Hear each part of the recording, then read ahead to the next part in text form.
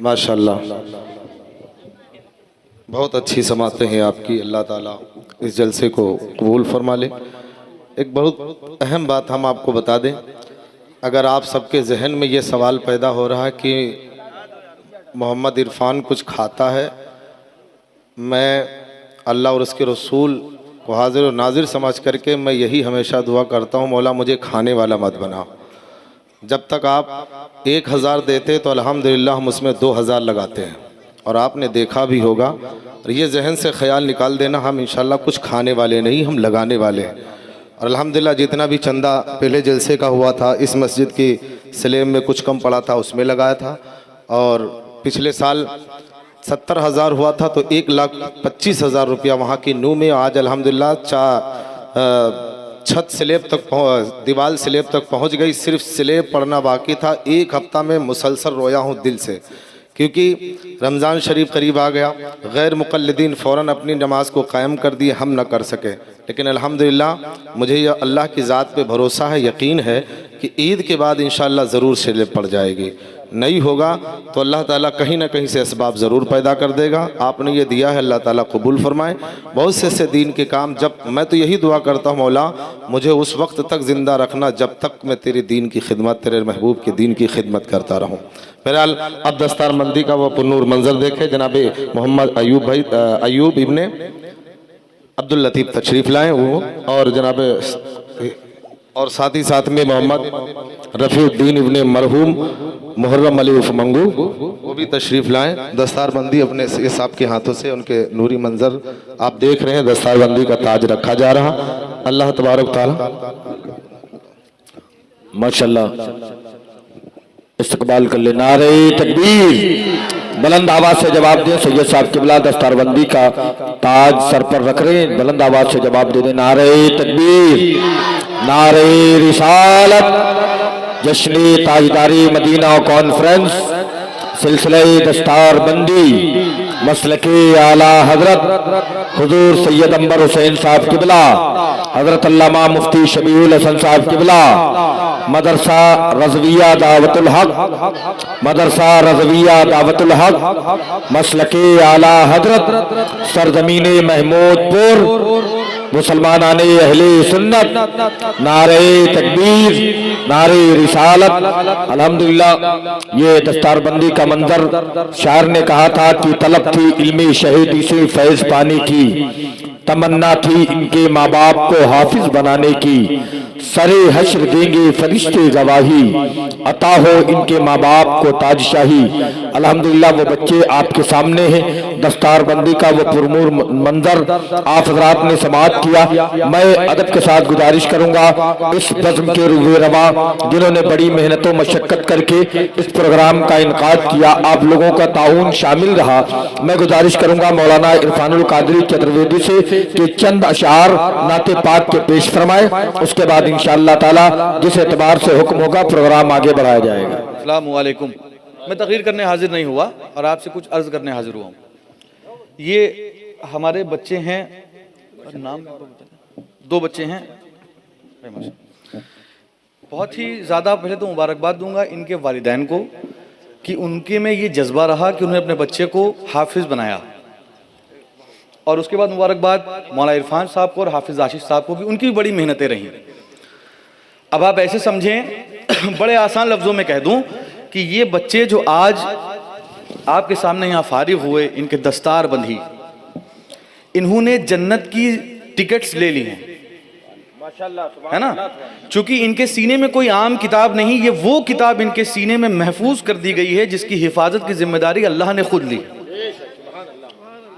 अल्लाह ने 4 रसूल हैं कम उबेश जो ज़ाहिरी तौर पे पता, और 4 किताबें जिनका नुज़ूल जो पता है, तौरात है, ज़बूर है, इंजील है, कुरान मजीद है। एक सेकंड रुक जाएं उलमा भी। किसी भी किताब की जिम्मेदारी अल्लाह ने नहीं ली सिवाय कुरान की। कुरान की हिफाजत अल्लाह ने कैसे करी? यूं करी कि लोगों के सीनों में महफूज कर दी। ये इन हाफिजों सीनों में वो महफूज कर दिया गया। आप दूसरी बात एक चीज़ और समझ लें, मस्जिद का चंदा हुआ, बहुत अच्छी बात। मस्जिदें बनाना जितना ज़रूरी है ना, उतना ही उलमा की ताज़ीम करना ज़रूरी है। क्योंकि मस्जिद मीनार से नहीं होती बल्कि मस्जिद इमाम से होती है। ये हमारी सबसे बड़ी कमी है कि हम सबका ख्याल तो करते हैं, अपने तमाम फिजूल के रिश्तेदारों का। फलानी की बीवी के चचा के मामू खफा हो जाएंगे अगर चाय वक्त पे नहीं पहुंची, मिसाल तौर पे, मगर हम इस बात का ख्याल नहीं करते कि रमज़ान आने वाले हैं, प्रोग्राम तो होते नहीं हैं, 1 महीना तो प्रोग्राम नहीं होते ना, तो ये बेचारे हमारे उलमा कहाँ जाएंगे। तो कम से कम इस बात का ख्याल करें कि जो हमारे उलमाए किराम हैं, इनका ख्याल अगर आप नहीं करेंगे तो कोई दूसरा नहीं करेगा, कोई दूसरी कौम नहीं आएगी, आपको ही करना है।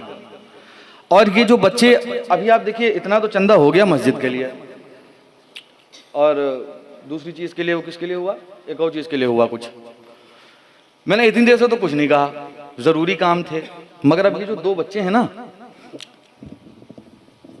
अब तुमको एक निहायत सवाब वाला काम बता दूं और निहायत बरकत वाला काम बता दूं, जिसके कारोबार ना चलते हों, जिसके घरों में खैर व बरकत ना, चूंकि नमाज तो पढ़ते नहीं हो तो खैर व बरकत तो होने से रही, जिसकी भी कमाई में किसी भी तरह की कोई परेशानी आती हो, खुले तौर पे वजीफा बताकर फकीर जा रहा है, इसको आजमा लेना।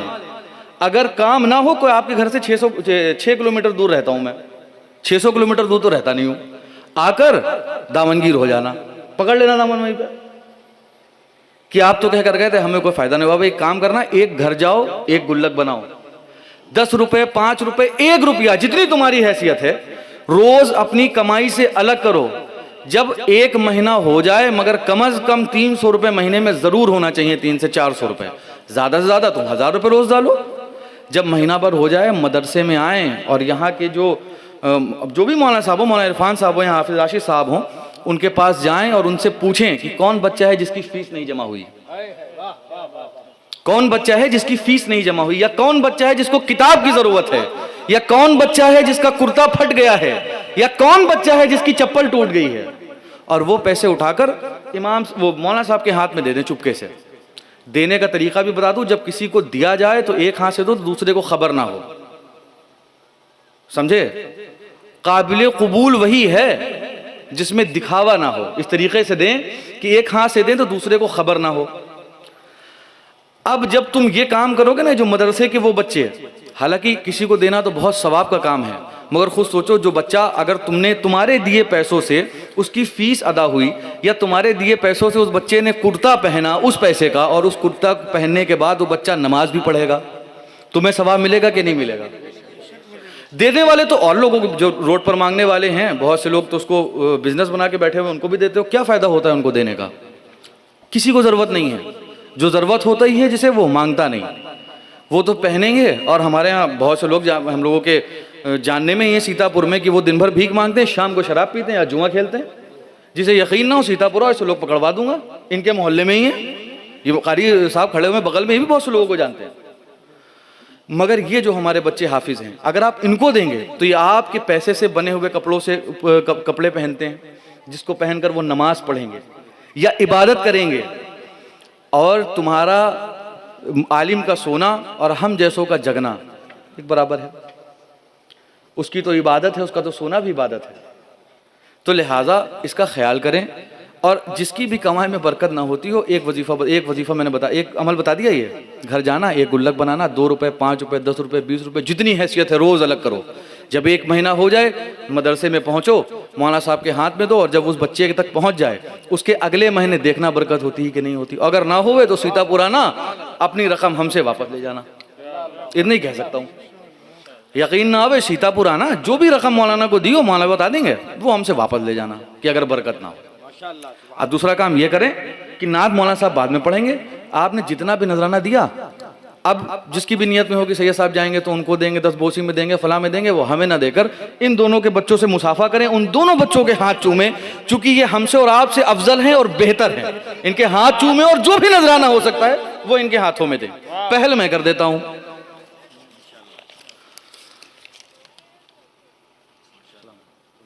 आ जाए, शुरू हो जाए।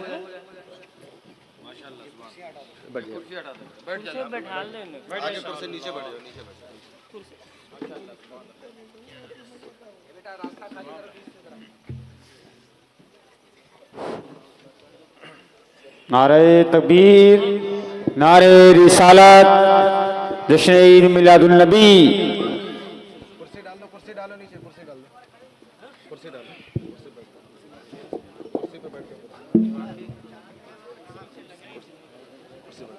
एक और कुर्सी लेके आओ। हेलो भीड़ न लगाना, एक एक करके आना। कुर्सी बैठ जाओ, नीचे उतर जाओ। अभी जी कुर्सी, एक और कुर्सी डाले इधर।